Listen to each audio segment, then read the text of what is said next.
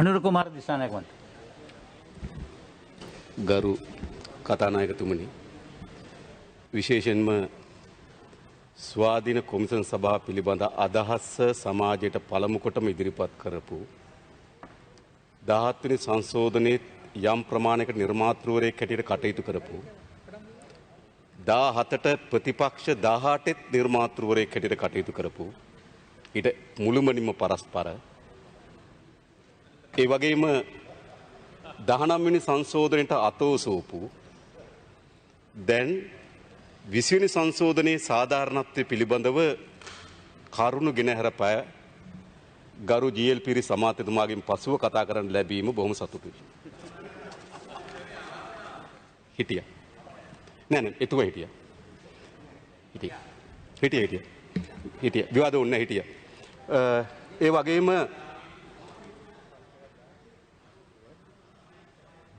අපිට පැහැදිලි ප්‍රතිඥාවක් එදා හිටපු ජනාධිපතිවරයා මේ සභා ගර්භයට ඇවිල්ලා අපිට පැහැදිලි ප්‍රතිඥාවක් දුන්නා මේ නෑ මට අවශ්‍ය වුණේ ඉතින් සංශෝධනයේ සති දෙකකින් ගේනවා සති දෙකකින් ගරු කතානායකතුනි මට ඕනකම තිබුණේ හිටියා කියන එක විතරයි. එතුමාම තහවුරු කරන හිටපු බව. ඒ විතරක් නෙවෙයි එතුමා මොන තරම් ගම්මල කියන්නේ මේකට අණ්ඩර ගිලිනවා කියන. මෛත්‍රීපාල සිරිසේන මහත්තයාගේ අණ්ඩර කොච්චර ගිලලා වැටිලාද කියලා තීරෙනවා. ඒ නිසා විශේෂයෙන්ම මේ සංශෝධනය ඉදිරිපත් කරනකොට මම මෙතන බලන් ඉන්නකොට මට හිතුණා අපි ගම්මහරේ සාමාන්‍ය කතාවක් තියෙනවා පිටිපස්සේ ඉඳන් පීයෙන් අනිනවා කියලා. ඇත්තට ඊයේ මම ඒක මේ සභාවේ සජීවීව දැක්කා. මොකද අගමැතිතුමා ඉදිරි පුටුවේ පිටිපස පුටුවේ අලි සබ්රි ඇමතිවරයා මේ යෝජනාව ඉදිරිපත් කරනවා. පිටිපස සිට පිහියෙන් ගැනීම. තේරුණාද නැහැ? ඉතින් ගරු කතානායකතුමනි දැන් 19 වෙනි මේ ව්‍යවස්ථාවට සංශෝධන 19ක් සිදු වී තිබෙනවා. නෑ මම ඒ කියන්න. එතුමා පිටුපස සිට පිහියෙන් යන්නේ නැත. ඉවරයිනේ. නෑ මම විවාදයක් අවශ්‍ය නෑ. ඔව් අධිකරණය මතුමා. එහෙම කියන්න බෑනේ. අපි පිටිපස්සෙන් ඉඳගෙන පිහියෙන් අනින දේවල් අපි කරන්නේ නෑ. ඒ ඔබතුමාගේ පක්ෂය ජනතා විමුක්ති පෙරමුණ ඒකට ඉතාමත්ම පැහැදිලි.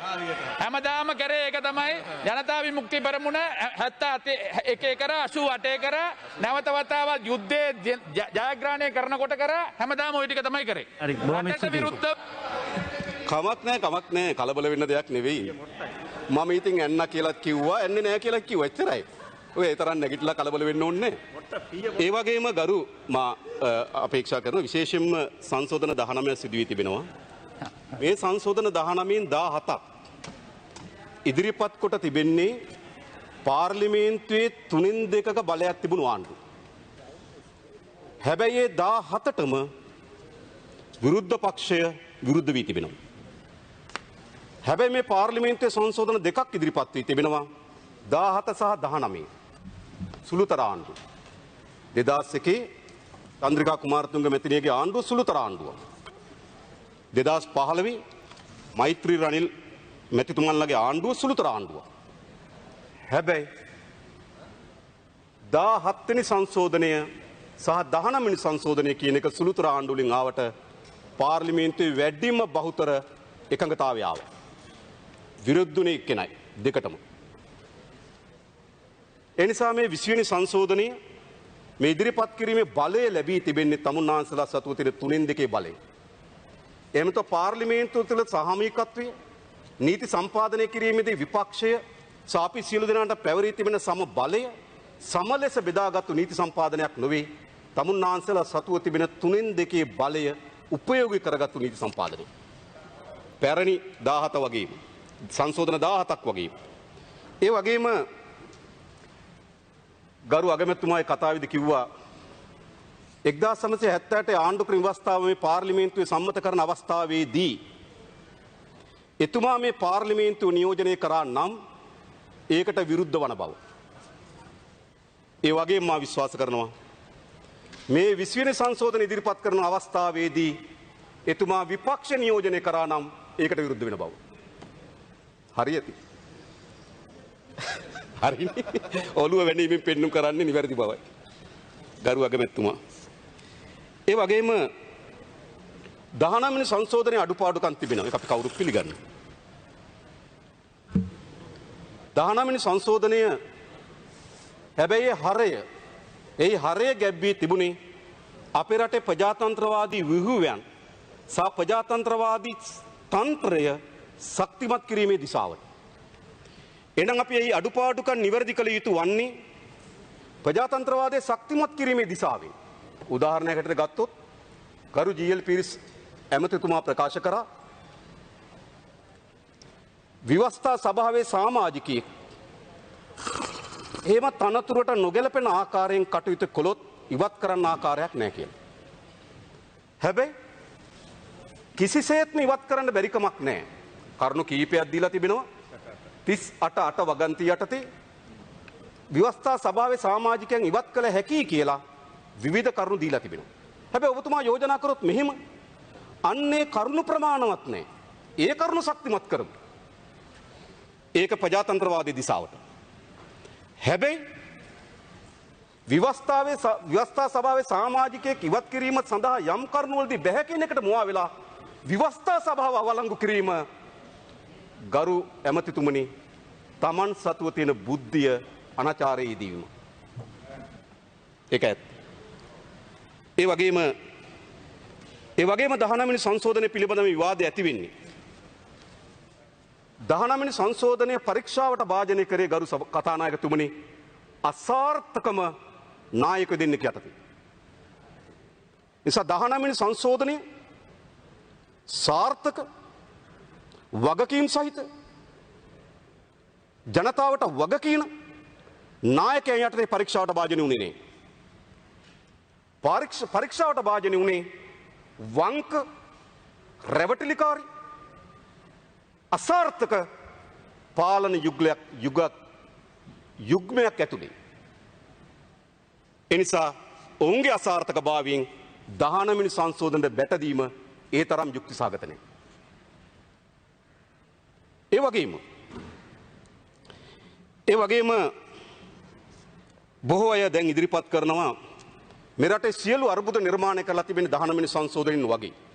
ගරු අධිකරණ ඇමතුමා ප්‍රකාශ කරා ඊයේ කුඩු වර්ධනය වී තිබෙනවා 19 හේතු කොටගෙන. අපරාධ වර්ධනය වී තිබෙනවා 19 හේතු කොටගෙන. ආර්ථික වර්ධන වේගය අඩු වී තිබෙනවා 19 හේතු කොටගෙන. ණය වැඩි වී තිබෙනවා 19 හේතු කොටගෙන. ඇත්තද මේ? ඇත්ත නෙවෙයි. මා හිතනවා ගරු කතානායක මේ සාධාරණ ගරු ජී.එල්. පීරිස් ඇමතුමා කතාවේදී මේ හැම මන්ත්‍රීවරයෙක්ම කතා කීමෙන් දුන්නා. හැබැයි කවුරුවත් නැගිටලා ප්‍රේමදාසගේ නම සජිත් ප්‍රේමදාස මහත්මයා නැගිටගේ නම කියනකොට ජී.එල්. පීරිස් මහත්මයා නැගිටිනේ. අජිත් ප්‍රේමදාස මහත්මයා නැගිටිනේ. ඇමතුමන් පරික්කාරගේ නම මම එහෙම නෙවෙයි කිව්වේ 19 වන ව්‍යවස්ථාව ඔච්චර කියන මහා ලොකු ඇලඩින්ගේ පුදුම පහනක් නම් මේ දර්ශකවල සංසන්දනය කරලා බලලා කියලා කිව්වේ. නැතුව මේ 19 වගේ කියන්න ඕන කියලා කිව්වේ නෑ. හරි බොහොම ස්තුතියි. ආර්මික විල්ලා සිටිනවා. එතුමා ඊයේ පැයකට ආසන්න කාලයක් මේ සභාවේ කතා කරා. අපි අහගෙන හිටියා. අඩුම තරම ඒ වගේම ගරු කතානායකතුමනි එතුමා පිළිතුරු ලබා දෙන බව ප්‍රකාශ කරලා තිබෙනවා. අපි ඒකත් අහගෙන ඉන්නවා. කරුණා කරලා අගමැතිතුමාගෙන් මා ඉල්ලා සිටිනවා. ඔබතුමා මේ සභාවේ නැගිටලා ඉස්සලා මම දැක්ක ඉදිරිපත් කරා ජී.එල්. පීරිස් මහත්මයාගේ කතාවේදී කරුණා කරලා ඇමතුමාට කතා කරන්න ඉඩ දෙන්න කියලා. දැන් ඔබතුමාගෙන් ඉල්ලා හිටනවා මට කතා කරන්න ඉඩ දෙන්න කියලා සබ්රි ඇමතුමාගෙන් ඉල්ලන්න කියලා. ඒක සාධාරණ වෙන්නේ. එහෙනම් ඔබතුමා ඒකයි. ඒ නිසා ගරු කතානායකතුමනි දැන් මේ 19 වෙනි සංශෝධනය තමයි මේ වගේ හේතු හැටියට අංගනවා. හැබැයි අපි එහෙම ගියොත් විධායක ජනාධිපතිවරු ශක්තිමත්ව තිබුණු 1978 සිට 2010 දක්වා 2010න් පසුව තවත් ශක්තිමත් කරපු අවුරුදු 37ක් ගමන් කොට තිබෙනවා. හැබැයි මේ අවුරුදු 37 තමයි ලංකාවට කුඩු වසංගතය ආවේ. මේ අවුරුදු 37 තමයි ලංකාවේ අපරාධ සංස්කෘතියක් නිර්මාණය වුණේ. මේ පාතාලය නිර්මාණය වුණේ. මේ අවුරුදු 37 තමයි ආර්ථික ජාතික පංගුව අහිමි වුණේ. මේ අවුරුදු 37 තමයි රටේ මූල්‍ය අපරාධ සිද්ධ වුණේ. මේ අවුරුදු 37 තමයි සිවිල් යුද්ධ නිර්මාණය වුණේ. ඒතර කාට හරි කියන්න පුළුවන් 19 මේවා වුණා නම් විධායක බලෙන් ඒවා වුණා. අපි කිසිසේත්ම පිළිගන්නේ නැහැ ගරු කතානායකතුමනි මේ අර්බුදවල උල්පත ව්‍යවස්ථාව බව. ඒක වැරදි. මේ අර්බුදවල උල්පත ව්‍යවස්ථාව නෙමෙයි. මේ අර්බුදයන්ගේ ප්‍රතිඵල ව්‍යවස්ථාව. ඒක ඇත්ත. ව්‍යවස්ථාව නිර්මාණය වෙන්නේ අර්බුදයන්ට අනුරූපී වන පරිදි මිසක්කා අර්බුදය ව්‍යවස්ථාව විසින් නිර්මාණය කරපු එකක් නෙවෙයි. මුළුමනින්ම ව්‍යවස්ථාවේ අර්බුදයක් තිබෙනවා. හැබැයි මේ සමාජ ආර්ථික දේහේ ඇති වී තිබෙන සම්පූර්ණ කඩාවැටීම ව්‍යවස්ථාව කියන ලේඛනයකට තඩි බෑම වැරදි. ඒක දේශපාලනිකවත් වැරදි. මම දන්නේ නැහැ මේ ඔක්කොම බැට දෙනවා 19ට. ආයකේ නිර්මාපකෙක් හෝ ඒකේ මුළුමනින්ම පිළිගන්න කෙනෙක් නෙවෙයි. එහෙත් මේ සම්පූර්ණ අර්බුදවල නිර්මාපකයා ව්‍යවස්ථාව නොවේ. මම උදාහරණයකට ගරු කතානායකතුමා උදාහරණ කියන්න. 1978 නිදහස් ශ්‍රී ලංකාවේ ආණ්ඩුවකට ලැබුණු පාර්ලිමේන්තුවේ විශේෂිත මෙතෙක් ලබා නොගත වූ බලයක් ලබා ගත්තා 6/5ක බලයක්. તો පාර්ලිමේන්තුව 6/5ක බලයක් තිබුණා. ඒ විතරක් නෙවෙයි එයාගේ ඉල්ලා අස් කර ගැනීමේ ලිපි තමන්ගේ සාක්කුවේ දාගෙන තිබුණා. තමන්ට පාර්ලිමේන්තුවේ ශක්තිමත් බලයක් සහිත ආණ්ඩුවක් ලැබිලා තිබුණා ජේ.ආර්. ජයවර්ධනට. හැබැයි ගරු කතානායකතුමනි උන් අපේක්ෂා කරන විනාශකාරී ආර්ථික ගමන දියත් කරන්න බෑ ඒ බලය. අන්නේ විනාශකාරී ආර්ථික ගමන දියත් කරන්න නම් සාමූහිකත්වයක් වටා කේන්ද්‍ර වී තිබෙන බලය. පාර්ලිමේන්තුව වටා කේන්ද්‍ර වී තිබෙන බලය.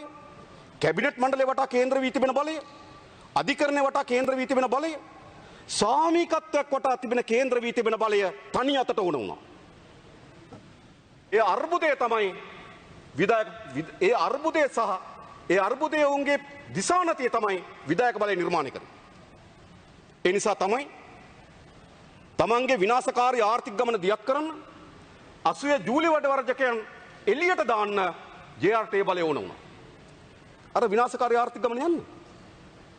ඒ විනාශකාරී ආර්ථික ගමන යන්න 6/5 බලය තව අවුරුදු 6ක් තියාගන්න ඕන වුණා. ඡන්ද කල් දෙම්ම. එයි 6/5 බලය තියාගන්න ඕන විනාශකාරී බලය ගමන යන්න. ඒ විනාශකාරී ගමන යන්න දේශපාලන ව්‍යාපාර තහනම් කරන්න ඕන. තහනම් කරා මේ බලය. ඔබතුමා අපේ සිවිල් යුද්ධයක් ගැන කතා කරනවා ඉතිහාසෙත් හදාරන්න කියලා මම ඉල්ලනවා. දේශපාලන ව්‍යාපාර තහනම් කරනවා. එයි අර විනාශකාරී ගමන යන්න. ඒ නිසා ජේ.ආර්. ජයවර්ධන තමන් අපේක්ෂා කරන ආර්ථිකයේ විනාශකාරී ගමන යන්න පාර්ලිමේන්තුව 6/5 බලය හෝ ඇමතිවරුන්ගේ ඉල්ලා අස්වීමේ ලියුම් විතර ප්‍රමාණවත් වෙන්නේ නැහැ. තමන් අතට අධිකාරීම බලයක් වුණා. මෙන්න මේ අධිකාරීම බලය වෙනුවෙන් තමයි විධායක බලය නිර්මාණය වුණේ. ඒ නිසා තමයි එදා ප්‍රගතිශීලී ව්‍යාපාරයකට විරුද්ධ වුණේ. ඒ නිසා තමයි අගමැතිතුමා තමන්ගේ හෘද සාක්ෂිය කතා කරලා කිව්වේ. 78 ආණ්ඩුක්‍රම ව්‍යවස්ථාව මේ පාර්ලිමේන්තුවට ගෙන වෙලාවේදී ගරු අගමැති මහින්ද රාජපක්ෂ මහත්මයා පාර්ලිමේන්තු නියෝජනය කරා නම් ඒකට විරුද්ධ වෙන බව. ඔහු දන්නම මා දන්නේ අද මොකද වෙලා තියෙන්නේ කියලා. හැබැයි දන්නම ඒ අධිකාරී බලය අර විනාශකාරී ආර්ථික ගමනේ උවමනාව. එහෙනම් ඒ ව්‍යවස්ථාව නිර්මාණය කරේ කවුද?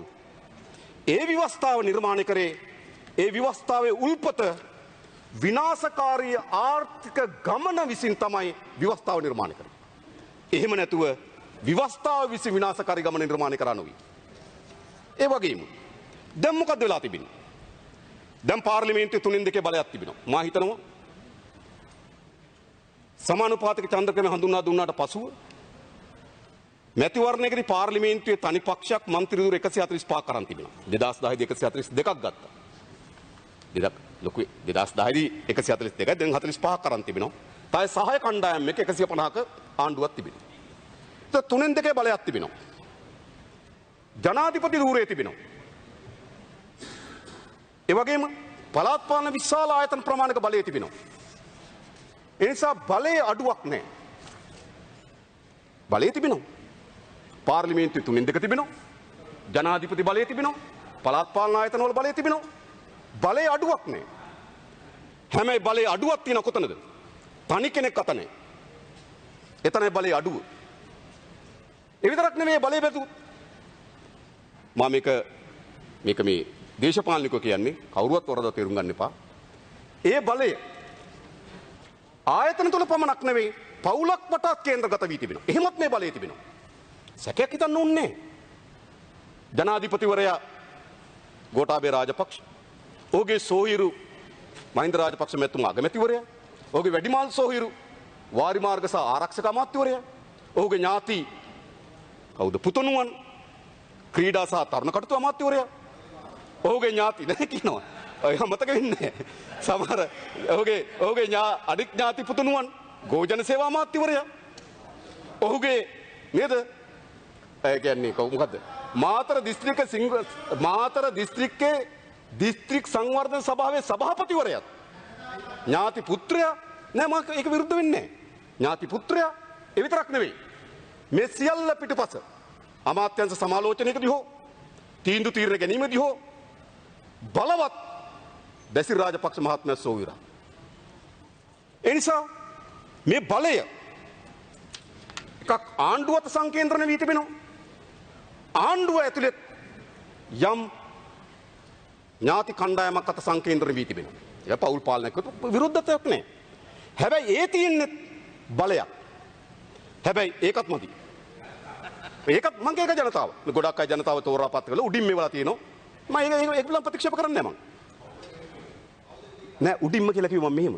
මනාපෝලින් උඩින්ම කියන්නේ. කුරුණෑගලදී ඔබතුමා හම්බන්තොටදී මෙතුමා මම ඒක ප්‍රතික්ෂේප කරන්නේ නෑ. මම ඒකට විරුද්ධ වුණේ නෑනේ. මා කියන්නේ ආණ්ඩුව 6න් 5 බලයක් තිබෙනවා. විධායක බලයක් තිබෙනවා. ඒ ආණ්ඩුව ඇතුලේ ලේ ඥාතිත්වයේ බලයක් කේන්ද්‍ර වෙලා තිබෙනවා. ජනතාව දීලා තියෙනවා. මම ප්‍රතික්ෂේප කරන්නේ නෑ.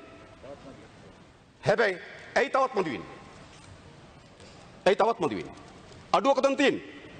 සියලුද ආණ්ඩුව කත කේන්ද්‍රගත වුණාට ආණ්ඩුවේ ඥාති සමූහයක් කත කේන්ද්‍රගත වුණාට තනි කෙනෙක් කත කේන්ද්‍රගත වෙලා නැහැ.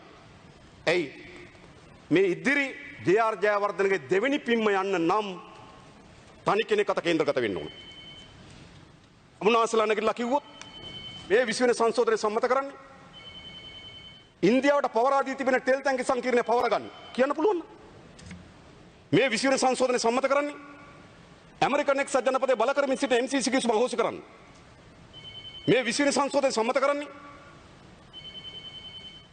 රටේ සම්පතක් උණු හම්බන්තොට වරාය චීන සමාගමට පවරා දීම යලි පවරා ගන්න. මේ 20 වෙනි සංශෝධනය සම්මත කරන්නේ නැගිනර ජැටිය විකුණන එක වළක්වන්න. පුළුවන් නම් කියන්න. නෑ ඒවට නෙවෙයි. ඔව් ඒක වෙන දෙයක්. මම කියන්නේ විකුණපො ගැන කියන්නේ. නෑ මම කියන්නේ විකුණනකොට මා දැක්කා විකුණනකොට ගරු අගමැතිතුමා මේ පාර්ලිමේන්තුවේදී ප්‍රකාශ කරා ඒ වගේම විපක්ෂ මන්ත්‍රීවරයෙක් හැටියට මේ ඒ වෙලාවේ තිබුණු ආණ්ඩුවෙන් විකුණන ඒවා ගන්න එපා ආපහු හෙට ගන්නවා කිව්වා. හරි 20ගේ ඉන්න එකට කමක් නැහැ. ඒ කියන්නේ නාමල් රාජපක්ෂ ගරු ක්‍රීඩා අමාත්‍යතුමා මේ පාර්ලිමේන්තුවේ ප්‍රකාශ කරනවා හම්බන්තොට වරාය යලි පවරා ගන්න බව. හැබැයි ඔය වගේම ගෝඨාභය රාජපක්ෂ මහත්මයා ඉන්දියාවේ මෝදි හම්බ වෙලා හින්දු පුවත්පතට ප්‍රකාශ කරා හම්බන්තොට ගිවිසුම අත්වරද්දක එක යලි නිවැරදි කරනවා කියලා. අපි චීන එම්බසි එන්න කිව්වා. හා කිව්වා. පහුවදා කිව්වා. නෑ ඒක සාර්ථකව සිදු වී තිබෙනවා කියලා. ඒ අසරණභාවයට නාමල් රාජපක්ෂ මන්ත්‍රීතුමා පත් නොවේවා කියලා මා ප්‍රාර්ථනා කරනවා. ජනාධිපතිතුමා පත් වෙච්ච අසරණභාවයට. හරි පොඩකින්. ඒ නිසා මා කියන්නේ ගරු කතානායකතුමනි මේ ඉන්නේ කොතෙන්ද? මේ විනාශකාරී ආර්ථිකයේ දෙවෙනි පිම්ම යන්න ඕන. ඒ පිම්ම යන්න ආණ්ඩුව කතේ බලය තිබිලා වැඩක් නැහැ.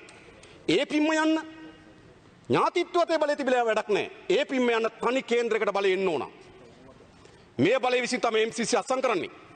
මේ බලය විසින් තමයි නැගිනර ජැටිය පවරා දෙන්නේ. මේ බලය විසින් තමයි අද වෙනකොට කොළඹ නගරයේ දැනට ආසන්න වශයෙන් ගත්තොත් හෙක්ටර් 100කට ආසන්න භූමි ප්‍රමාණයක් හඳුනාගෙන තිනවා ස්ථාන 5ක. කොළඹ බොරැල්ලේ සුපර් මාකට් එකත් අදාළ එතන භූමිය පෑලියගොඩ කැලණි ගඟේ අලුත් ව්‍යාපෘතියක් සමග එතන ගම් වතුරෙන් බේරෙන භූමිය පෝට් සිටියේ ඒ ගිවිසුමානු අපිට හිමි වෙන හෙක්ටාර් 64 ඊට පස්සේ මේ ආදී භූමි 4ක හෙක්ටාර් 100කට වඩා වැඩි භූමි ප්‍රමාණයක් තියෙනවා. මෙන්න මේ හෙක්ටාර් 100කට වඩා වැඩි භූමි ප්‍රමාණය චීන සමාගම් වෙත පැවරීම සඳහා තමයි මේ බලය ඉල්ලන්නේ. බලමු. මේක තමයි මේ. ඒ කියන්නේ මේක කාලයක් තිස්සේ උත්සාහ කරා. රනිල් වික්‍රමසිංහ මහත්මයා ජේ.ආර්. ජයවර්ධන මැතිතුමාගේ දෙවනි පිම්ම ආරම්භ කරන්න විශාල උත්සාහයක් 2001 දී. මොකද්ද? රිජෙනි ශ්‍රී ලංකා. නැවත උත්සාහයක් 2015 20 දී. හැබැයි JR ගේ දෙවෙනි ඉනිම සෙල්ලම් කරන්න බැරි වුණා රනිල් වික්‍රමසිංහ දුබලයි දුර්වලයි. චන්ද්‍රිකත් උත්සාහ කරා. චන්ද්‍රිකත් උත්සාහ කරා JR ගේ දෙවෙනි පිම්ම පන්නන්න. හැබැයි ඒ ඉනිම සෙල්ලම් කරන්නත් බැරි වුණා. විශේෂයෙන්ම ගරු මහින්ද රාජපක්ෂ ගරු අගමැතිතුමා ඒ ආණ්ඩුවේ ඇමතිවරයෙක් සිට ඉඳීමක් ඒ පිම්ම පන්නන්න යම් ප්‍රමාණයකට බාධා ඇති වුණා. ඔබතුමා සමහර ඒවා එළියට කිව්වනේ කාලේ. කැබිනට් එක යන්නේ ඒවා. මම ඒකෙන් තමයි මේවා කරේ. මම වරදක් කියනව නෙමෙයි. ඒවා සීමා කරා. හැබැයි දැන් මේ ඉල්ලන්නේ එක දියත් කරන්න. ඒක තමයි තනි කෙනෙක් අතර මේ බලය ඕනකම තිබෙන්නේ. JR ජයවර්ධනගේ ඉදිරි ආර්ථික ගමනේ ඊළඟ පියවර දියත් කිරීම සඳහා තමයි තනි පුද්ගලයෙක් අතර බලය ඉල්ලන්නේ. ගරු කතානායකතුමනි, අපි දේශපාලන ව්‍යාපාරයක් හැටියට ප්‍රජාතන්ත්‍රවාදී මධ්‍යගතභාවය පිළිගන්නවා. ප්‍රජාතන්ත්‍රවාදී ලෙස ආයතනවලට මධ්‍යගත කිරීම අපි පිළිගන්නවා. මොකද මධ්‍යගත පාලනය කොන රටකට. හැබැයි මධ්‍යගත වෙන්න ඕන කොතින්ද? මධ්‍යගත වෙන්න ඕන සමූහයන්ට. බලය පාර්ලිමේන්තුවට යම් කොටසක් මධ්‍යගත වෙන්න ඕන. බලය කැබිනට් මණ්ඩලයට යම් ප්‍රමාණයක් මධ්‍යගත වෙන්න ඕන. බලය අධිකරණ බලය අධිකරණයට මධ්‍යගත වෙන්න ඕන. ඒ කියන්නේ මොකද්ද? මධ්‍යගත වීමට අපි පක්ෂපාතී. හැබැයි ගරු කතානායකතුමා අපි පක්ෂපාතී නෑ අත්නෝමතික මධ්‍යගත භාවයට. අපි පක්ෂපාතී ප්‍රජාතන්ත්‍රවාදී මධ්‍යගත භාවයට. ප්‍රජාතන්ත්‍රවාදී ව්‍යුහයන්ට මේ බලය මධ්‍යගත කරන්න. මේ බලය කැබිනට් මණ්ඩලයට මධ්‍යගත කරන්න. මේ බලය පාර්ලිමේන්තුවට මධ්‍යගත කරන්න. මේ බලය අධිකරණයට මධ්‍යගත කරන්න. ව්‍යුහයන්ට මධ්‍යගත කරන්න. හැබැයි තමුන්වහන්සේලා ඉල්ලා හිටින්නේ මධ්‍යගත බලය තමුන්වහන්සේලා ඉල්ලා හිටින්නේ කොතෙන්ද? ව්‍යුහයන්ට ආයතනයන්ට නෙවෙයි. තමුන්වහන්සේලා ඉල්ලන්නේ තනි කෙනෙකුට. ඒක ඉතිහාසෙ තිබුණා. ඉතිහාසෙ තනි කෙනෙක් අත මේ මධ්‍යගතක බලය තිබුණා කොයි කාලෙද? ගෝත්‍ර යුගයේ. ගෝත්‍ර යුගයේ රැහේ නායකයා තමයි ව්‍යවස්ථාදායක නීති සම්පාදනය කරන්නේ. රැහේ නායකයා තමයි විධායකේ නීති ක්‍රියාත්මක කරන්නේ. රැහේ නායකයා තමයි අධිකරණේ නීති වග විභාගයට ලක් කරන්නේ. තනි පුද්ගලයෙක් අතට ගෝත්‍ර යුගයේ තිබුණා. ඒ වගේම රාජාණ්ඩුවත් එහෙමයි. රාජාණ්ඩුව ගත්තොත් නීතිය රජුගේ නීතිය ක්‍රියාත්මක කරන්නේ රජුය. දඬුවම තීරණය කරන්නේ රජුය. හැබැයි ගෝත්‍ර යුග රාජාණ්ඩ යුග ඉතිහාසයේ ශ්‍රේෂ්ඨ මිනිසුන් විසින් අවුරුදු දහස් ගණන් තිස්සේ අරගල කරලා තමයි තනි අතක තිබුණු බලය ව්‍යුහයන්ට කේන්ද්‍රගත කරේ. මේවා ප්‍රජාතන්ත්‍රවාදී ආයතනයන්ට මේ බලය උත්පාත වීම කවුරෝ ඔළුවක ඇති වෙච්චි සිතුවිල්ලක ප්‍රතිඵලයක් නොවේ. මිනිස් ඉතිහාසය මේ බලය පිළිබඳ කරලද ශ්‍රේෂ්ඨ අරගල තිබෙනවා. ඒ අරගල විසින් තමයි ගෝත්‍ර නායකයා අතේ තිබුණු බලය, රාජාණ්ඩුකදී රජවරු අතේ තිබුණු බලය, එදා ප්‍රංශයේදී ලුයි රජු අතේ තිබුණු බලය තමයි 1789 දී ප්‍රංශ ජනතාව පාරට බැලලා බැස්ටිලිය කඩාවැට්ටලා ඒ රජු අතේ තිබුණු අත්නෝමතික බලය තමයි ව්‍යවස්ථාදායකට ගත්තී. ඒ නිසා ගරු කතානායකතුමනි, අපි මධ්‍යගත භාවයට එකඟයි. හැබැයි ප්‍රජාතන්ත්‍රවාදී ආයතනයන් සහ ව්‍යුහයන්ට මධ්‍යගත භාවය ලැබෙන එකට. හැබැයි මෙතන මධ්‍යගත කරන්න හදන්නේ කොතෙන්ද? මෙතන මධ්‍යගත කරන්න හදන්නේ ගරු කතානායකතුමනි තනි පුද්ගලයෙකුට. මා කියන්නම් එකින් එක. මම එකින් එක කියන්නම්. මේක මධ්‍යගත කරන විදිය. අධිකරණේ දැන් ගරු කතානායකතුමා කිව්වා අධිකරණ ස්වාධීනත්වය කියලා. මා කියන්නම් තමුන්වහන්සේලාට. එකක් ශ්‍රේෂ්ඨාධිකරණයේ විනිසුරුවන්, ශ්‍රේෂ්ඨාධිකරණ අගවිනිසුරු සහ විනිසුරුවන්, අභ්‍යාචනාධිකරණයේ සභාපතිවරයා සහ සමාජිකයන් පත් කිරීමේ බලය ජනාධිපතිවරයාට. හරිද? දැන් ශ්‍රේෂ්ඨාධිකරණ මේක තිබුණා කලින්. හැබැයි කලින් තිබුණා මොකක්ද උනේ? ශ්‍රේෂ්ඨාධිකරණ අගවිනිසු ධූරයට ගරු මහින්ද රාජපක්ෂ අගමැතිතුමාට මතක ඇති.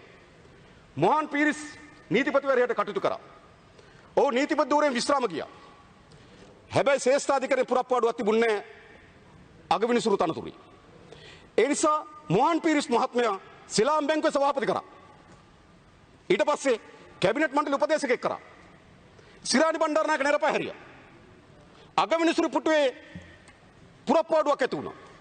ජනාධිපතිවරයා සතුව බලය තිබ්බා ශ්‍රේෂ්ඨාධිකරණයේ විනිශ්චයකාරවරයා අගවිනිසුරු පත් කරන්න කවුද පත් කරේ? ලංකාවේ පළවෙනි වතාවට සෙලාම් බැංකුවේ සභාපතිය ඇවිල්ලා අගවිනිසුරු පුටිය වාඩි වුණා. සාධාරණද? ඒක තමයි තනි බලය. හැබැයි ගරු කතානායකතුමනි ඔක්කොම තිබියදී මෙතෙක් එතනින් පහළ අධිකරණ වලට පත්වීමේ බලය තිබුණා මොකටද? අධිකරණ සේවා කොමිසම සභාවට.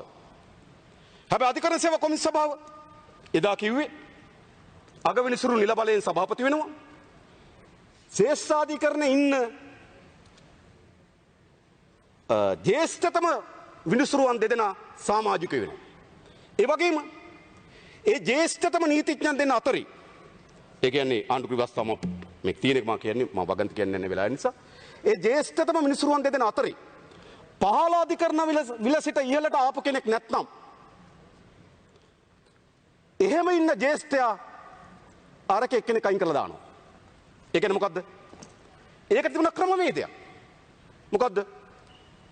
අධිකරණ සේවා සභාවේ සභාපතිවරයා අගවිනිසුරු සමාජිකයෝ ඒ වෙලාවේ ශ්‍රේෂ්ඨාධිකරණ ඉන්න ජ්‍යෙෂ්ඨතම විනිසුරුවන් ඒ විනිසුරුවන් දෙදෙනා ඒ දෙදෙනාගෙන් එක්කෙනෙක් අනිවාර්යෙන් පහළ අධිකරණ වල ඉඳන් ඊට ආපු අය නැත්නම් නීතිපති දෙපාර්තමේන්තුවෙම දෙන්නේ කවුද? දැන් පහළ අධිකරණ අධ්‍යක්ෂින් තියෙන දෙන්නේ. හැබැයි තමුන්නාන්සලා දැන් මොකද කරලා තියෙන්නේ? දැන් කරලා තියෙන අධිකරණ සේවා කොමිසමට පත් කිරීමේ ඒක තියෙනවද? දැන් තියෙන අධිකරණ සේවා කොමිසමේ සභාපතිවරයා නිල බලයෙන් අගවිනිසුරු. අගවිනිසුරු පත් කරන ජනාධිපතිවරයා. ඊළඟ ඉතුරු දෙදෙනා පත් කරන ජනාධිපතිවරයා. ඇයි 19 වෙනි සංශෝධනයේ තිබුණු ජ්‍යෙෂ්ඨතමයින් කියන එකත් පහළ අධිකරණයේ සිට ඉහළට ජ්‍යෙෂ්ඨතම කියන එකත් අයින් කරේ. පැහැදිලි කරන්න. ඒක අයින් කරේ කියලා කියන්න. ඇයි? එන අධිකරණ සේවා කොමිසම් සභාවත් ජනාධිපතිවරයාගේ යටතට. ඊට පස්සේ මහේස්ත්‍රාත්වරු බඳවා ගැනීම, දිසා විනිසුරු දක්වා උසස් කිරීම, මහා අධිකරණ වලට උසස් කිරීම මේ සියල්ල කාතේද ජනාධිපතිවරයා විසින් පත් කළාද කොමිසම යටතේ.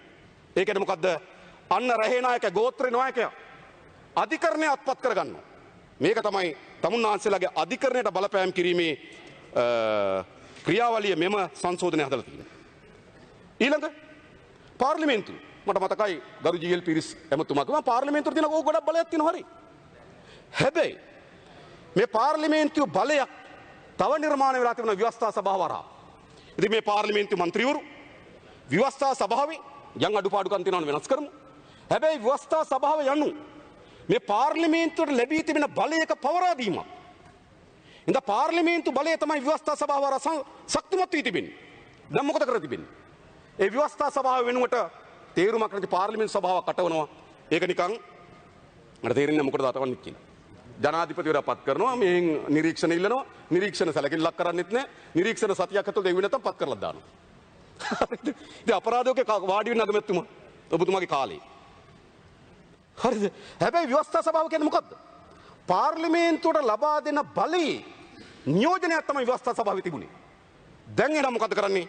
අන්නේ පාර්ලිමේන්තු බලයේ කොටසක් මේ පාර්ලිමේන්තු අත උස්සලා අත්තරිනවා. ඒකත් දෙනවා ජනාධිපතිවරයා. ඊළඟ විසුරු හැරීමේ බලය. මේකේ දැන් ජී.එල්. පිරිස් මැතිතුමා කියනවා 2.5යි ෂෝකුන් බල තුලණය. හැබැයි අපේක්ෂාව තිබ්බේ අවුරුද්ද. මත තියාගන්න. ශ්‍රේෂ්ඨාධිකරණ ඉස්තුතිවන්ත වෙනවනේ 2.5 කරපු එකට. හරිද? හැබැයි එතන තිබුණේ දුෂ්ට වමනාව. පාර්ලිමේන්තුව අවුරුද්දක් ගියාට පස්සේ ජනාධිපතිවරයා මේ පාර්ලිමේන්තුවේ හැම മന്ത്രിවරයෙක්ගෙම ගෙලට ඉහලින් කඩුවක් ඔසවා තබනවා වගේ. උඹලා හරියට කරපන් නැත්නම් විසිරු වරිනවා. උඹලා හරියට වැඩ කරපන් නැත්නම් විසිරු වරිනවා. ඒ කියන්නේ මොකද්ද? මේ පාර්ලිමේන්තුවේ තමුන්නාන්සලා කැමතිද? තාමරි කමක් නැහැ. කැමති වෙන්න එපා. ඔයා නම් කැමති වෙලා කමක් නැහැ නාමල්. ඔයාගේ බාප්පනේ ජනාධිපති. අනිත් අය කැමති වෙන්නේ. මට තියෙන ප්‍රශ්නේ ඒකයි. ඇයි අනිත් අය කැමති වෙන්නේ? ඒ නිසා මම මේ කියන්නේ වෙන මොකුත් නෙමෙයි. හරිද? මන්ත්‍රීවරුන්ගේ හිස මත කඩුවක් ඔසවා තැබීමට තමුන්නාන්සලා එකඟ නම් අත උස්සන්න. මම කියන්නේ එකඟ නම් අත උස්සන්න. ඊළඟ අමාත්‍ය ධූර. දැන් ඇත්තට මේක තියෙන එක තර්කයක් තිබෙනවා. අග්‍රාමාත්‍ය අගමැතිතුමා නියෝජනය වෙන්නේ පාර්ලිමේන්තුවේ බහුතරය දිනාගෙන. හරිනේ. ඒ පාර්ලිමේන්තුවේ කණ්ඩායමක් තමයි ඇමති ධූර බවට පත් වෙන්නේ. එතකොට ඇමතිවරුත් පාර්ලිමේන්තුවේ മന്ത്രിවරු. එතකොට ඇමතිවරුන්ට බලයක් තියෙනවා අගමැතිවරයා ගැන. ඇයි? පාර්ලිමේන්තුවේ බහුතරයෙන් තමයි අගමැති. එහෙනම් පාර්ලිමේන්තුවේ ඇමතිවරු ඉන්නවනම් ඒ ඇමතිවරුන්ට පාර්ලිමේන්තුවේ අගමැතිවරයා පත් කිරීම හෝ ඉවත් කිරීම පිළිබඳ බලයක් තියෙනවා. හරි? ඒ වගේම අගමැතිවරයාට බලයක් තියෙන මොකද්ද? මේ පාර්ලිමේන්තුවේ කවර මන්ත්‍රීවරුන්ටද ඇමති ධූර ලබා දිය යුත්තේ කියලා ජනාධිපතිවරයාට නිර්දේශ කරන්න. එතන මොකද වෙලා තිබෙන්නේ? නිකන් ගත්තොත් ඇමතිවරුන්ගේ පණ තියෙනවා අගමැතිවරයා ගාව, අගමැතිවරයාගේ පණෙන් යම් ප්‍රමාණයක් තියෙනවා ඇමතිවරු ගාව. කොහොඳයි. හැබැයි මොකද කරන්න හදන්නේ? අගමැතිවරයාගේ පණත් ඇමතිවරුන්ගේ පණත් පණ එපා කියලා ජනාධිපතිවරයාට දෙනවා. මේකයි තියෙන්නේ. ඉතින් මේ පාර්ලිමේන්තුව යටපත් කර ගැනීම නෙවෙයිද? හැබැයි මම පිළිගන්නවා ගරු ජී.එල්. පීරිස් මහත්මයා මම දැක්ක මෙතන කිව්වේ නෑ මාධ්‍ය සාකච්ඡාවේදී කිව්වා ජනතාවගේ ජනවරමක් අරගෙන ජනාධිපති ධූරයේ බවට පත් වෙච්ච කෙනෙකුට අමාත්‍ය ධූරයක් දැරිය නොහැකිද? ඒක සාධාරණ දැරිය යුතුයි. ඒක දෙන්න. හැබැයි සීමාවක් දෙන්න. බෙදාගන්නේ Taman නම්. මුට්ටිය තියෙන්නේ Taman ගාව, හැන්ද තියෙන්නේ Taman ගාව, පිගාන තියෙන්නේ Taman ගාව. ඕන තරම් බෙදා ගන්න පුළුවන්. සීමාවක් හදන්න දෙන්න අඩුම තරමේ. 19 වෙනි සංශෝධනය අතර අන්තර්කාලීන යෝජනාවල තිබුණා අඩුම තරමේ සීමාවක් මොකද්ද? පරිසර මහවැලි ආරක්ෂකයෙක්. මම දන්නේ නැහැ. සීමාවක් හදන්න. ඇයි මම මේ සීමාවක් හදන්න කියලා කියන්නේ? ගරු මහින්ද රාජපක්ෂ මැතිතුමාට මතක ඇති. ජනාධිපතිවරයා කාලේ. අපේ රටේ වැදගත් අමාත්‍යංශ ගණනාවක් තිබුණා. ඒ වැදගත් අමාත්‍යංශ වල හරය තිබ්බ කාගාවද? ඉඩම් ඇමති හැටියට කටයුතු කරා ජනක බණ්ඩාර තෙන්නකෝන්. ඉඩම් අමාත්‍යංශේ ඉඩම් තිබුණ LRC එකේ ඒක තිබ්බේ ජනාධිපති ගාව.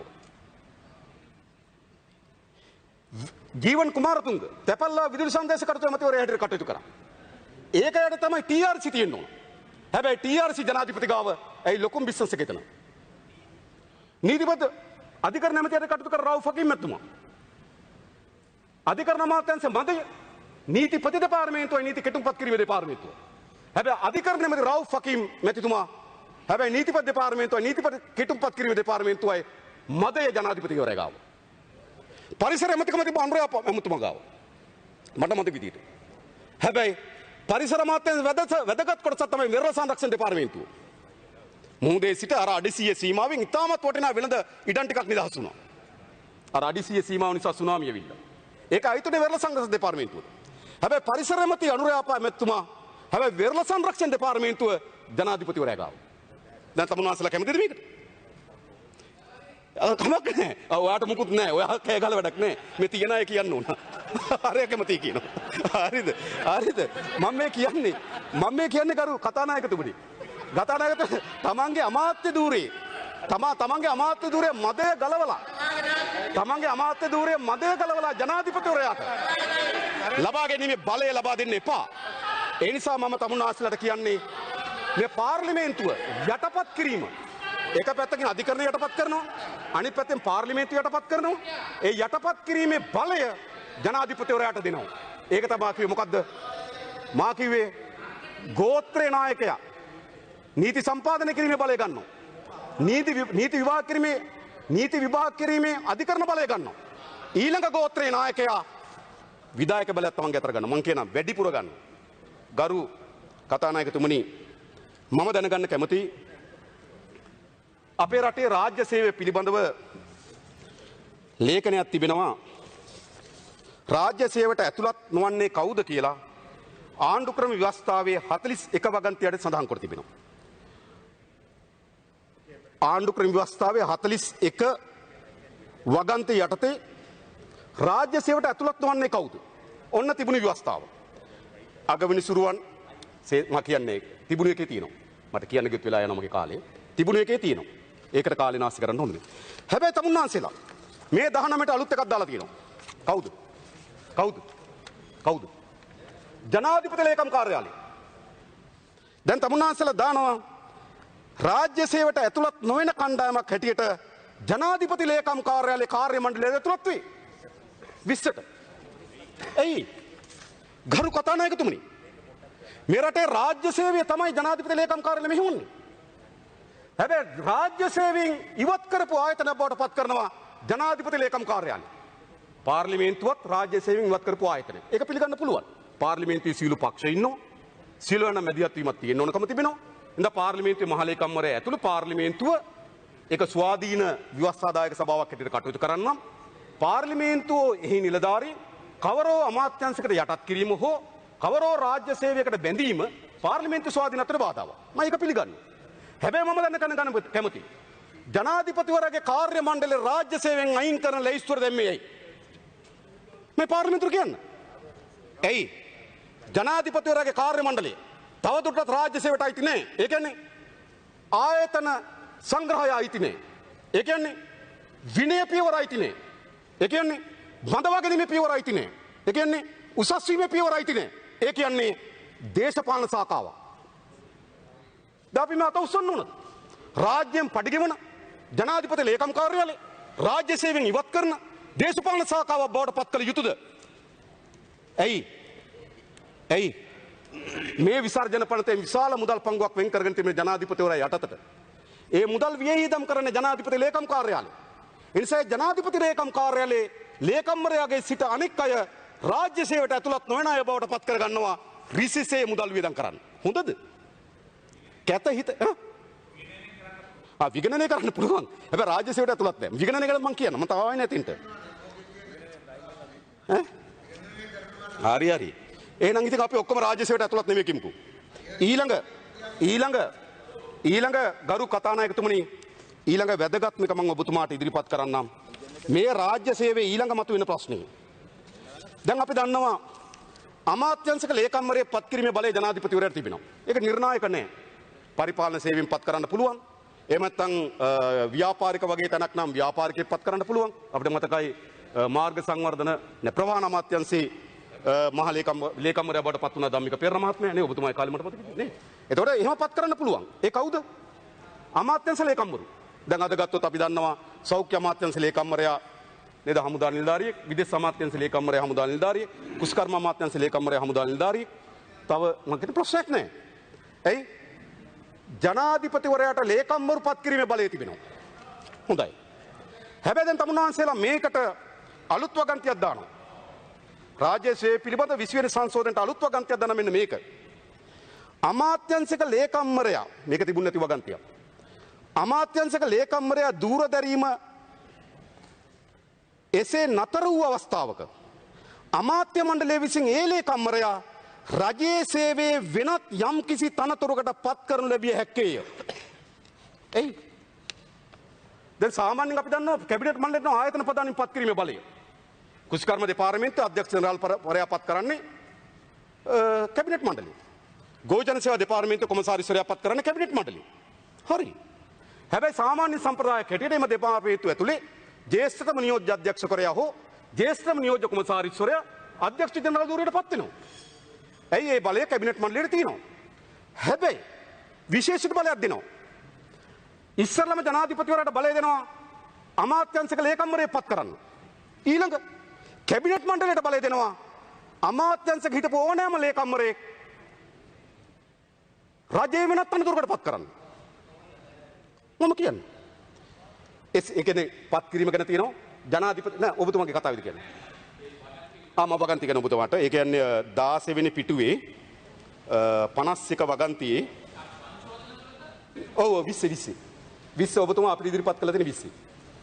එතකොට ඒකේ 51 වගන්තියේ ලේකම්වරු පත් කිරීම ගැන තියෙනවා.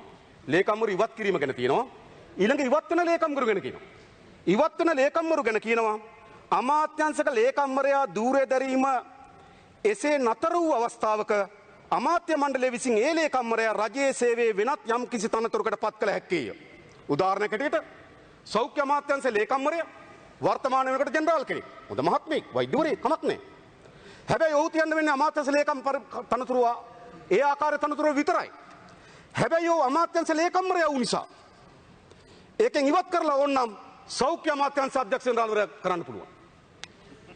එයි එසේ අමාත්‍යංශයක ලේකම්වරයා ධූරය දැරීමේ එසේ නතර වූ අවස්ථාවක අමාත්‍ය මණ්ඩලය විසින් ඒ ලේකම්වරයාට රජයේ සේවයේ අවසන් මේ රජයේ සේවයේ වෙනත් යම් කිසි තනතුරකට පත් කරනු ලැබිය හැක්කේය. ඉතින් දැන් අපි දන්න කවුද? විදේශ කටයුතු අමාත්‍යංශයේ ලේකම්වරයා අපි දිනේශ් ගුණවර්ධන ඇමතුමාගේ ලේකම්වරයා කොළඹගේ ඇමතුමා. ඒ අමාත්‍යංශ ලේකම්වරයෙක් පත් කිරීමේ බලය තිබෙනවා. හැබැයි ඊළඟ විදේශ දෙපාර්තමේන්තුවේ අධ්‍යක්ෂ ජනරාල්වරයා බවටත් ඔහුව පත් කළ හැකි. ඇයි? ඔහු සුදුසුකමක් ලබාගෙන තිර හිටපු අමාත්‍ය ලේකම්වරයෙක් කියන. ඉතින් ඔබතුමාලා ඔළුව වැඩුවට වැඩක් නැහැ කියවන්න. මම මේ ව්‍යවස්ථාවේ තියෙන කියවන්නේ. අපි මේ විවාද නේ. ඉතින් එහෙනම් මේක දැම්මේ මොකටද? මේක මෙතෙක් 51 වෙනි ආණ්ඩුක්‍රම වගන්තියට තිබුණ නැති වගන්තියක්. දාන්න පස්සේ කියන්නකෝ. මේ 51 යටතේ තිබුණ නැති වගන්තියක්. 51 යට තිබ්බේ පත් කිරීම තිබුණා, ඉවත් කිරීම තිබුණා. ඉවත් කළ ලේකම්වරයෙකුට මොකද්ද කළ හැක්කේ කියලා දැන් දාලා තියෙනවා. ඉවත් කළ ලේකම්වරයෙක් කැබිනට් මණ්ඩලයට පුළුවන් රජයේ ඕනෑම තනතුරක පිහිටවන්න. දැන් තමුන්නාන්සලා කියනවා සමහර අය අමාත්‍යංශ ලේකම්වරු බවට පත් වෙලා තිබෙනවා. මේකෙන් පස්සේ ඔවුන් අධ්‍යක්ෂ ජනරාල්වරු බවට පත් කරන්න පුළුවන්. දැන් පුළුවන්. හැබැයි ගරු අගමැතිතුමනි දැන් තියෙන දේ තමයි සාමාන්‍ය සම්ප්‍රදාය අපි තියෙනවා. මොකද්ද? සංස්ථා සභාපතිවරු නෙමෙයි මම කියන්නේ. දෙපාර්තමේන්තු වල ප්‍රධානී. ඔවුන් එන්නේ නියෝජ්‍ය අධ්‍යක්ෂකවරගේ උසස් වීමක් ලෙස තමයි මෙතෙක් සම්ප්‍රදායක් ලෙස එන්නේ. කුසිකර්ම අමාත්‍ය දැන් තමුන්නාන්සලා නීතියක් ගෙනවා. හිටපු ලේකම්වරයෙක් නේ ආයතන ප්‍රධානීන් කරන්න පුළුවන්. නෑ මේ ඇවිල්ලා මම කියන්නේ අමාත්‍යංශයේ පරිපාලන සේවය ඉන්නයි කියන නෙවෙයි. අමාත්‍යංශ ලේකම්වරු වැටිට එළියෙන් දානවා. ව්‍යාපාරිකයෙක් දානවා. හමුදා ජනරාල්වරයෙක් දානවා. හැබැයි ඊට පස්සේ ඔහු හිටපු අමාත්‍යංශ ලේකම්වරයෙක් බවට පත් වෙනවා. ඒ හිටපු අමාත්‍යංශ ලේකම්වරයා රාජ්‍ය සේවයට ගන්න පුළුවන්. හරිද? තාරා උදාහරණයකට ගත්තොත් ඔබතුමාට මතකයි ගරු අගමැතිතුමා ඔබතුමාට මතකයි ඔබතුමා කැබිනට් මණ්ඩලයේ ප්‍රධාන ගැටුමක් කරා අධ්‍යාපන අමාත්‍යංශ ලේකම් තාරාදිමෙල් එක්ක. තාරාදිමෙල් එක්ක ගැටුමක් කරන්නේ. අධ්‍යාපන අමාත්‍යංශ ඒ කාලේ මතකද? තාරාදිමෙල් අධ්‍යාපන ලේකම් හිටිනකොට. ඒතකොට දැන් ඒ අධ්‍යාපන ලේකම් ඕනනම් ඔබතුමාට මන් දන්නේ නැහැ දැන් සබත්තාවේ කොහොමද කියන්නේ? පළු මිත්‍ර වී තිබෙනවා ඔබතුමාට ඒ ගෙනලා අධ්‍යක්ෂක ප්‍රධානිය කරන්න පුළුවන්. හරි. එහෙම නැත්තම් මේ වගන්තිය දැම්මේ ඇයි? මම පැහැදිලි කරන්න. ඊළඟ කරු කතානායකතුමා. ඊළඟ වැදගත් දේ තමයි අපේ ආණ්ඩුක්‍රම ව්‍යවස්ථාවේ 19 වෙනි සංශෝධනයේ වැදගත් සංශෝධනයක් ආවා. ඒ වැදගත් එක තමයි 41 වෙනි වගන්ති 41 වෙනි පිටුවේ ගරු කතානායකතුමනි. ඒක ඉතාමත් වැදගත් වගන්තියක්. අපි අපේ මේ ආණ්ඩුක්‍රම ව්‍යවස්ථාවෙන් ආපු. ඒක තමයි මෙන්න මේ තනතුරු. අගවිනි සූරරයා, ශ්‍රේෂ්ඨාධිකරණ විනිසුරුවන්, අභියාචනාධිකරණ සභාපතිවරයා, අභියාචනාධිකරණ විනිසුරුවන්, අධිකරණ සේවා කොමිසම සභාවේ සභාපතිවරයා සහ අනෙකුත් සමාජිකයින්, නීතිපතිවරයා, විගණනාධිපතිවරයා, පොලිස්පතිවරයා, පාර්ලිමේන්තු කටයුතු පිළිබඳ කොමසාරිස්වරයා, පාර්ලිමේන්තුවේ මහ ලේකම්වරයා. මේ තනතුරු වැඩ බලන්න පත් කරන්න පුළුවන් සති දෙකකට. නැවත සති දෙකකින් පසුව ව්‍යවස්ථා සභාවෙන් අනුමැතිය ගන්න ඕන. ඇයි? මෙවැනි වැදගත් තනතුරු පුරප්පාඩුවෙන් නොතිබිය යුතු කෙන ස්ථාවරයක් තිබෙනවා. ඒ නිසා මොකද කරලා තිබෙන්නේ? 19 වෙනි සංශෝධන වැදගත් සංශෝධනයක් ගෙනාවා. යම් වැඩ බලන පත්වීමක් පත් කළ හැක්කේ සති දෙකකට පමණි. එය අනුක්‍රමිකව තව සති වලට වැඩි කරන්නේ නම් සති දෙකෙන් දෙකට ව්‍යවස්ථා සභාවේ අනුමැතිය ලක් කළ යුතුය. ඒ වගන්ති අනුව ගත්තොත් ගරු කතානායකතුමනි දැන් ඉන්න වැඩ බලන පොලිස්පතිවරයා ව්‍යවස්ථා විරෝධී. මන් දන්නේ මේ වගන්ති අනුව. ඇයි? දැන් ඉන්න වැඩ බලන පොලිස්පතිවරයා ව්‍යවස්ථා සභාවේ සති දෙකෙන් දෙකට ඔහුගේ දීර්ඝ කිරීම අනුමත කරගෙන නැහැ. එහෙනම් මේක 19 වෙනි සංශෝධනයේ වැදගත් සංශෝධනයක්. ඇයි? ඒ වෙන මොකුත් නිසා නෙවෙයි. අපේ රාජ්‍ය සේවයේ මේ දේශපාලන හස්තයට ගන්න එක යාන්ත්‍රණයක් තමයි වැඩ බලන තනතුරු. පොලිස්පතිවරයා වැඩ බලන තනතුරේ තියෙනවා. නීතිපතිවරයා වැඩ බලන තනතුරේ තියෙනවා. ශ්‍රේෂ්ඨාධිකරණ අගවිනිසුරයා වැඩ බලන තනතුරේ තියෙනවා. අභිජාතනාධිකරණ සභාපතිවරයා වැඩ බලන තනතුරේ තියෙනවා. පොලිස්පතිවරයා වැඩ බලන තනතුරේ තියෙනවා. ඕනම් පාර්ලිමේන්තු මහ ලේකම්වරයා වැඩ බලන තනතුරේ තියෙනවා. තියලා ඉස්සරහින් කැරට්ටලයක් තියෙනවා. මොකද්ද? ස්ථිර වීම. ස්ථිර පත්වීම දී හැක්කේ කාටද? ජනාධිපතිවරයාට. එහෙනම් වැඳ නමස්කාර කළ යුත්තේ කාටද? ජනාධිපතිවරයාට. ඒ කියන්නේ මොකද්ද? රාජ්‍ය සේවයේ වැදගත්ම ආයතන මේ වැඩ බලන තනතුරු හරහා තමන්ට අනියත ලෙස මෙහෙවා ගැනීමේ බලයක් නිර්මාණය වෙනවා. ඒ බලය තමයි 19 කප්පාදු කරේ. 19 වෙනි සංශෝධනයෙන් කිව්ව මොකද්ද? එහෙම බලයක් තියාගන්න පුළුවන් සති දෙකක් විතරයි. සති දෙකකට පසුව ව්‍යවස්ථා සභාවෙන් ගන්න ඕන කියලා. තමුන්නාන්සලේ මුළු වගන්තියම අයින් කරනවා. අයින් කළා තමුන්නාන්සල මොකද කරන්නේ? ඕනෑම කාලයක් වැඩ බලන තනතුරු තියාගන්න පුළුවන්. එයි. දැන් මේ මම නැවතත් කියන්නේ ගරු අගමැතිතුමා. මේ 19 මේ විවස්ථාවේ 41 ඈව ගන්ති අනුව පොලිස්පතිවරයා දැන් විවස්ථා විරෝධී. ඇයි? එයා සති දෙකෙන් දෙකට විවස්ථා සභාවට අවිලා අනුමැතිය අරගෙන නැහැ. විවස්ථා සභාව. නමුත් විවස්ථාවේ අනුමැතිය අරන්නේ. නෑ මම කියන්නේ අපි හිටියට වැඩක් නැහැ නේ. ජනාධිපතිතුමා විසින් නම එවන්න උනා. මෙයා මම සති දෙකකට නැවත පත් කරා. ගරු මන්ත්‍රීතුමාගේ කාලය අවසාන වෙගෙන යන්නේ. ඊළඟ ගරු කතානායකතුමා මම අවසන් කරනවා. ඊළඟ ප්‍රධාන ටික දැන් මේ ප්‍රධාන සාකච්ඡාවට බඳුන් වුණු විගණනය පිළිබඳ ප්‍රශ්නේ. දැන් මම දැක ජීඑල් පිරිස ඇමතුමා කියනවා විවස්ථාවෙන් අපි අයින් කරාට පනතෙන් තියෙනවා. ඉතින් විවස්ථාවෙන් අයින් කරන්න 3න් 2ක් වුණා පනතෙන් අයින් කරන්න 2න් 1යි. හරිද? ඒතර පනතෙන් විවස්ථාවේ තියෙන එක බලවත් පනතේ තියෙන එක දුර්වලයි. හරි. දැන් එතුමා කියන විවස්ථාවට දානවා කියලා. හැබැයි තමුන්නාසලා විගණන කොමිසම අහෝස කරනවා. නේද? හැබැයි විගණන දෙපාර්තමේන්තුව දීර්ඝ කාලයක් තිබුණා. හැබැයි එයින් අපි දැක්ක මොකද්ද? විගණනයට බාධා ඇති වෙනවා ඒ ස්වාධීනත්වය නැති නිසා කියලා. ඉතින් විගණන දෙපාර්තමේන්තුව ස්වාධීනත්වය ඇති කිරීම වෙනුවෙන් තමයි විගණන කොමිසම ස්ථාපිත කරේ. විගණන කොමිසම හරහා විගණන දෙපාර්තමේන්තුවට ස්වාධීනත්වයන් තුනක් දුන්නා. එකක් මූල්‍ය ස්වාධීනත්වය. නැත්තම් භාණ්ඩාගාරයේ විගණන දෙපාර්තමේන්තුව සල්ලි ඉල්ලන්න ඕන. හැබැයි ඒ විගණන දෙපාර්තමේන්තුව භාණ්ඩාගාරය විගණනය කරන්න ඕන. ඒ වෙනුවට කොමිසම හරහා පාර්ලිමේන්තුවට එවලා කෙලින්ම පාර්ලිමේන්තුවේ මුදල් වෙන් කරලා දෙනවා කොමිසම හරහා දෙපාර්තමේන්තුවට. විගණන ස්වාධීනත්වය හැදුවා කොමිසමෙන්. දෙක කාර්ය මණ්ඩල පරිපාලන ස්වාධීනත්වය. රාජ්‍ය සේවා කොමිසමෙන් ගලවලා විගණන කොමිසම අතලට බඳවා ගැනීම, උසස් කිරීම, මාරු කිරීම, විනය ක්‍රියාමාර්ග ගත්තා. පරිපාලන ස්වාධීනත්වය හැදුවා. ඊළඟ විගණනයට කාර්ය ස්වාධීනත්වය හැදුවා. මොකද විගණන කොමිසම විසින් කාර්ය ප්‍රතිපාටියන් හදනවා. දැන් තමුන්නාන්සලා පැරණි විගණනයේ තියෙනවා. හැබැයි කොමිසමෙන් අපේක්ෂා කරපු ස්වාධීනත්වයක් තියෙනවා. ඒකේ තමයි මූල්‍ය ස්වාධීනත්වය. මොකද මුදල් වෙන් කරන්න කෙලින්ම පාර්ලිමේන්තුවෙන් කොමිසම හරහා. භාණ්ඩාගාරයට යන්න ඕනේ මුදල් අමාත්‍යවරයාගේ වැය සීර්ෂයට එන්නේ නැහැ. කාර්ය මණ්ඩලය ඒගොල්ලන්ගේ පත් වීම උසස් වීම මාරු කිරීම ඒවා තියෙන්නේ කොමිසමේ. කාර්ය උපමාන සකස් කරන්නේ කොමිසම. එඳා අන්නේ ස්වාධීන බොහොම ස්තුතියි මන්ත්‍රීතුමා. තව එකක් අවසන් කරනවා කරු කතානායකතුමනි. ඊළඟ මේ අමතිවරු සීමාව ඉවත් කරනවා කියලා කිව්ව බොහොම හොඳයි. හැබැයි මම දන්නවා ඇමතිවරු සීමාව ඉවත් කරාට මේ 19න් ගැටයක් තියෙන තමුන්නාසලා රින්ගන්න පුළුවන්. මොකද්ද පොදු ජන පෙරමුණ සහ පිල්ලයන් මහත්මයාගේ පක්ෂයත් කවුද පිල්ලයන් මහත්මයාගේ පක්ෂයත් අතාවුල මහත්මයාගේ පක්ෂයත් ඒ වගේම ඩග්ලස් දේවානන්ද මහත්මයාගේ පක්ෂයත් එකතු වුණාම ජාතික ආණ්ඩුවක් කියලා ඒක පනිනවා. හරි? නැත්තම් නෑ කියන්නේ. පනිනවා. රයිට්. හැබැයි මම මතක තියාගන්න. අලුතෙන් ආණ්ඩුවට ජාතික ආණ්ඩුවට එකතු වෙන්නේ 3 දෙනයි. අලුතෙන් ජාතික ආණ්ඩුවට 3 දෙනෙක් එකතු වෙනවා නම් වැඩි කරගත යුත්තේ ඇමතිකන් 3යි. අපි කාමරයක් නැති කරා. සාධාරණයි. හරිද? හරි දැන්වත් එකක් තියෙනවා. හරි දැන් දෙකයි. හරිද?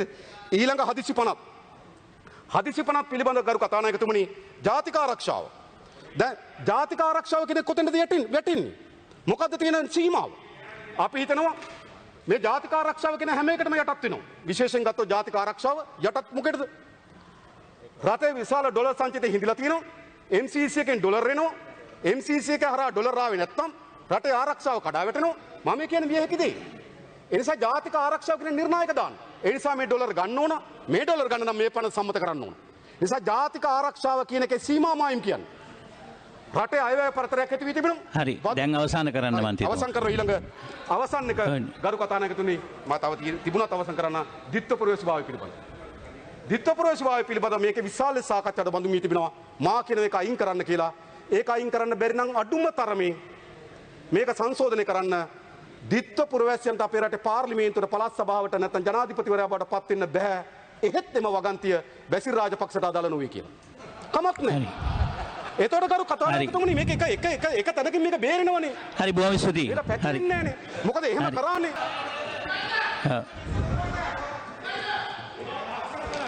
සංශෝධන වෙලාවට එන්නේ නැහැ. ඔබතුමාගේ සංශෝධනයක් හරි.